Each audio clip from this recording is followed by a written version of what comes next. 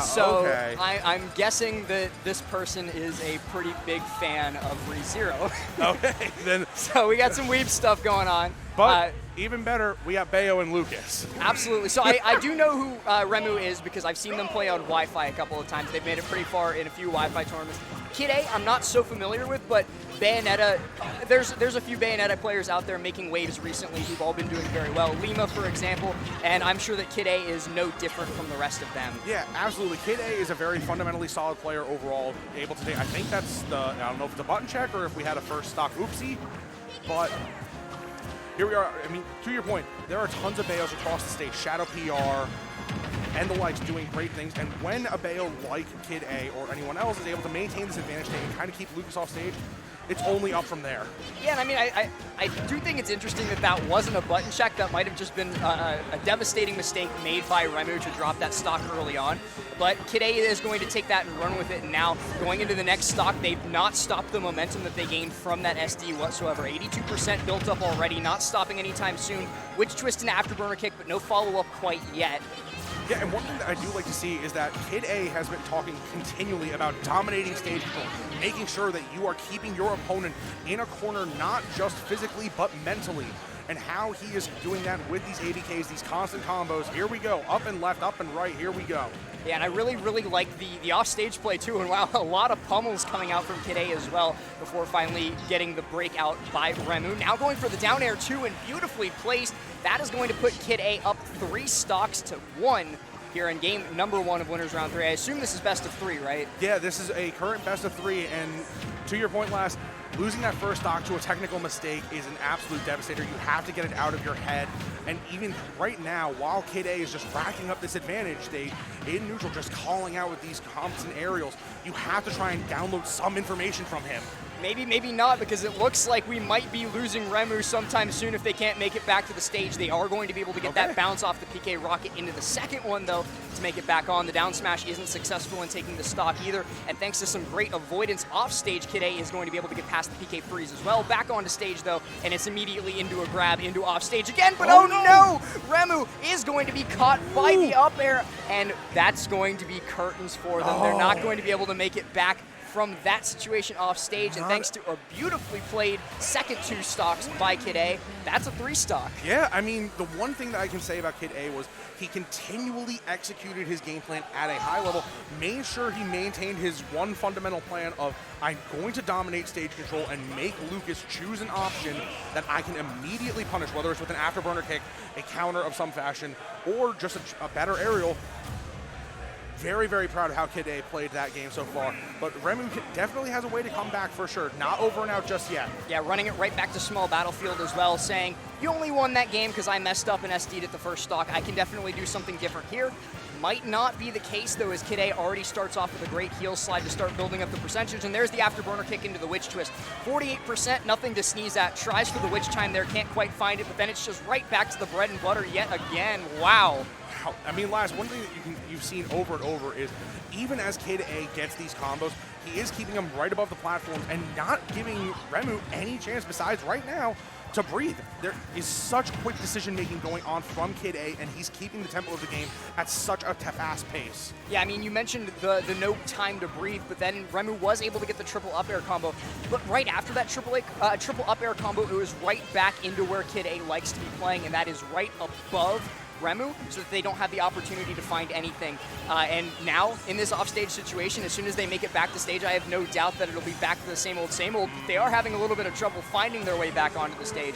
So a lot of credit to REMU to being able to juggle the Bayonetta like this and prevent them from finding those bread and butters. Yeah, and one thing that I think REMU has done very well is abuse Kid A off stage, and the various recovering paths that Bayonetta does have.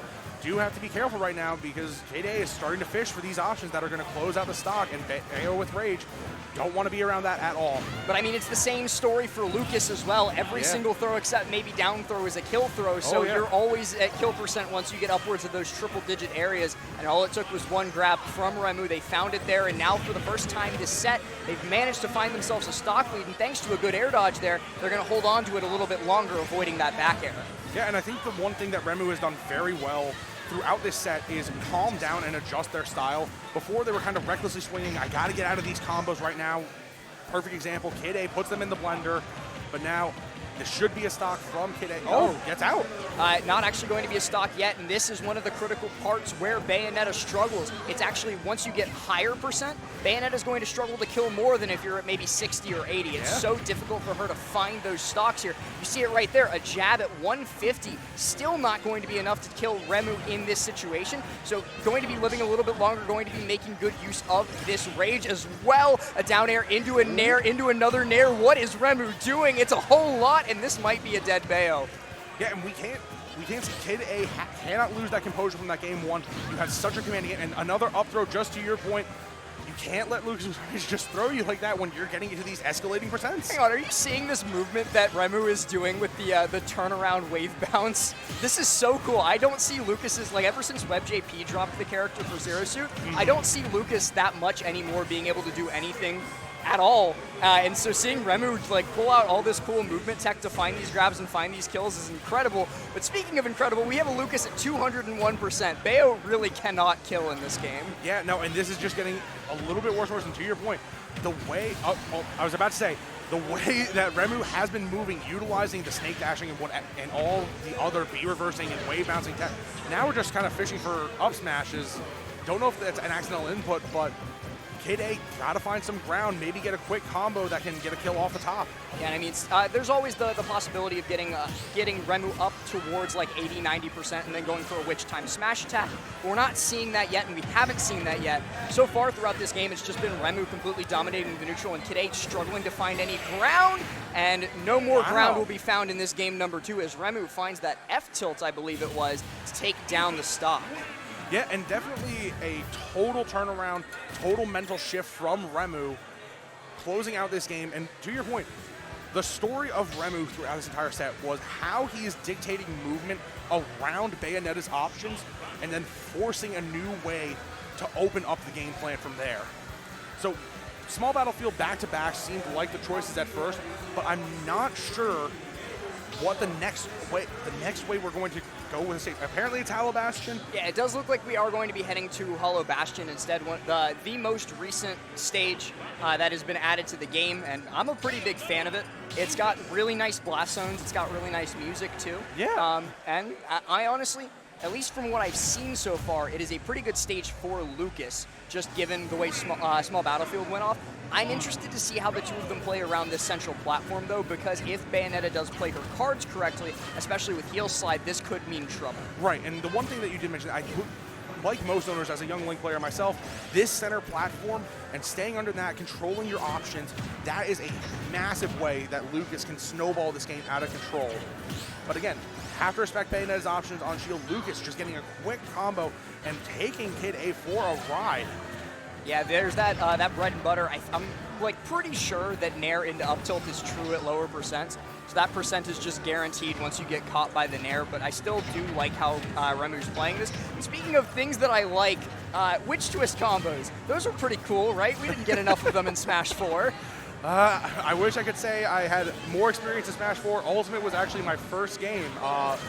But I've heard the horror stories of I don't think you could have entered the Smash community without hearing the horror stories of Bayonetta, and I think REMU is going to add another horror story to the repertoire here, getting caught by the neutral B, killed off the side there, and now this is looking a little bit more reminiscent of Game 1 as opposed to what REMU was maybe hoping for in repeating Game 2. Yeah, and one thing I think I've seen in a shift from Kid A is how he's now using a little bit more of an aerial approach without baiting an option successfully, empty hops into these ABKs, and then here we go, more twisting combos.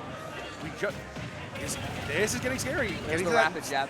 Yeah, so one of the things that a lot of people don't know, because Bayonetta isn't all that common outside of the top level. You've of course got your top level Bayonettas like Lima, like Mistake, but there's not a whole lot of them like you just see them in pools at a random tournament, right? Correct. So what a lot of people don't know is that against Bayonetta, you actually want to stay grounded more often than not, because her options on shield, most of them either aren't safe or aren't very good in general. So if you can just stay in shield, you are probably going to be safe, especially if you have good out of shield options, and especially if the Bayonetta does end up SDing.